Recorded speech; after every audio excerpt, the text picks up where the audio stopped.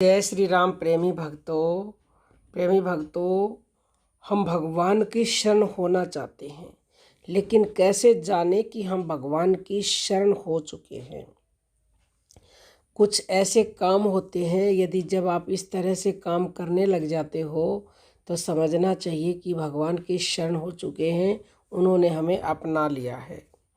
गीता अध्याय 8 के श्लोक नंबर 62 और 66 में भगवान श्री कृष्ण ने अर्जुन को कहा, हे अर्जुन, सब प्रकार से तू परमेश्वर की अनन्य शरण को प्राप्त हो। उस परमात्मा की कृपा से ही परम शांति और सनातन परम धाम को तू प्राप्त होगा। वह परमात्मा मैं ही हूँ, इसलिए सब धर्मों को अर्थात संपूर्ण कर्मों के आश्रय को छोड़कर केवल मुझ एक सच्चिदानंद घन वासुदेव परमात्मा की ही अनन्य शरण तू हो जा। मैं तुझे सब पापों से मुक्त कर दूंगा। तू बिल्कुल भी शोक मत कर, चिंता मत कर। भगवान की इन बातों के अनुसार, इस आज्ञा के अनुसार हम सबको उनके शरण हो जाना चाहिए। लज्जा, भय, मान बढ़ाई और आसक्ति को छोड़कर शरीर और संसार में अहंता ममता से रहित होकर केवल एक परमात्मा को ही परम आश्रय, परम गति और सर्वस्व समझना तथा अनन्य भाव से अतिशय श्रद्धा, भक्ति एवं प्रेम पूर्वक निरंतर भगवान के नाम, गुण, प्रभाव और स्वरूप का चिंतन करते रहना और भगवान का भजन ध्यान करते हुए ही भगवान की इच्छा अनुसार हमें हमारे प्रतिदिन के काम निस्वार्थ भाव से केवल परमात्मा के लिए ही करने चाहिए तथा सुख दुखों की प्राप्ति को भगवान का भेजा हुआ पुरस्कार समझकर उनमें खुश रहना चाहिए। संक्षेप में इसी का नाम अनन्य शरण है। अब लोग कहते हैं ना, अनन्य शरण कैसे हो। यदि आप सब कुछ ऐसे करते हो जैसे हमने अभी बताया है, तो आप समझ लो भगवान की अनन्य शरणागति कर रहे हो।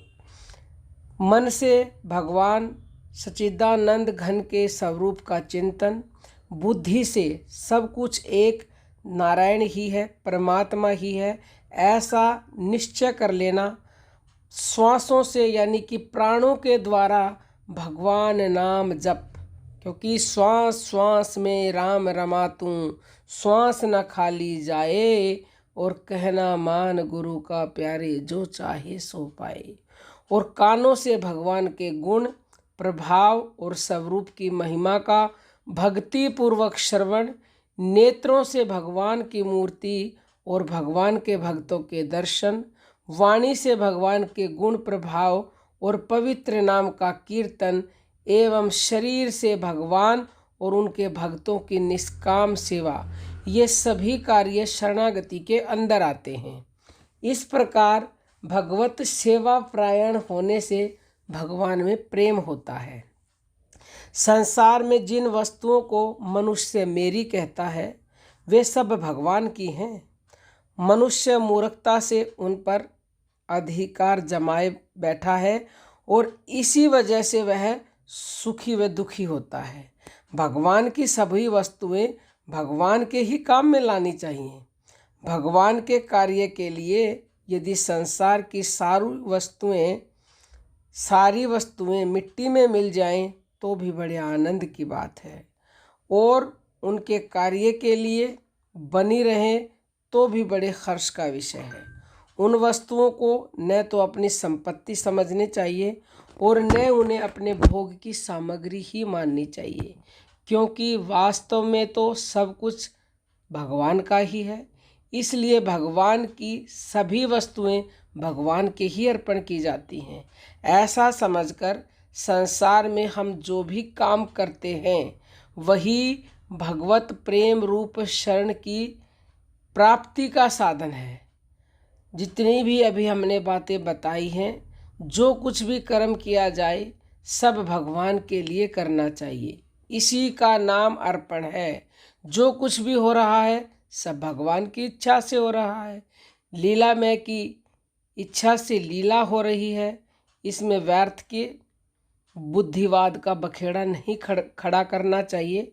अपनी सारी इच्छाएं भगवान की इच्छा में मिलाकर अपना जीवन खुशी खुशी भगवान को सौंप देना चाहिए। जब इस प्रकार जीवन समर्पण होकर प्रत्येक कार्य केवल भगवान की इच्छा में ही होने लगेगा, यानी भगवान के लिए ही होने लगेगा, तभी हमें मिलकर आनंद में ही बन जाना चाहिए। जो कुछ हमें दिखता है, जिसमें दिखता है और जिसको दिखता है, वह सब एक आनंद में परमात्मा ही परिपूर्ण है, हर जगह व्यापक है, पर नजर आता नहीं और योग साधन के बिना कोई उसे पाता नहीं। इस पूर्ण आनंदमय का ज्ञान ही उस आनंदमय को ही है। वास्तव में यही अनन्य शरणागति है। तो यदि आप ऐसा करते हो तो समझ लीजिए 100% आप उसकी शरण में जा चुके हो और उसने आपको अपना भी लिया है। और जिसे वो अपना लेता है उसके तो वारे न्यारे हो जाते हैं। उसकी फूटी से भी फूटी किस्मत बदल कर रहती है, कोई रोक नहीं सकता है। अब हम अपनी वाणी को विराम देते हैं। जय श्री